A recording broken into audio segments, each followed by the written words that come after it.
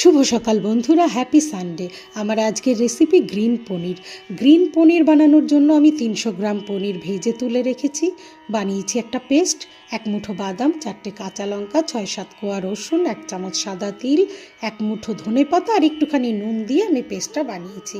এবারে একটা fry pan নিয়ে সেখানে অল্প তেলে গোটা গরম মশলা, তেজপাতা ফোড়ন দিয়ে ডুমো ডুমো করে কেটে রাখা ধুয়ে রাখা একটা আলু ভেজে নিয়েছি। এবারে ওই পেস্টটা দিয়ে একটু জল দিয়ে দিয়েছি একটু আদা বাটা, গোলমরিচের গুঁড়ো, মাখন, গরম মশলা গুঁড়ো আর পনিরটা দিয়ে নাড়িয়ে চাড়িয়ে তৈরি হয়ে গেছে আমার গ্রিন পনির।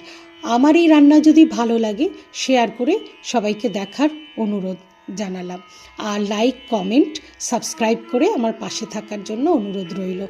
এই রান্নাটি রুটি, পরোটা, ভাত যে কোনো কিছুর সাথে ভালো লাগে। আমি আজকের রবিবারে সরু চাকলির সাথে এটা পরিবেশন করেছি, সাথে গাজরের হালুয়া।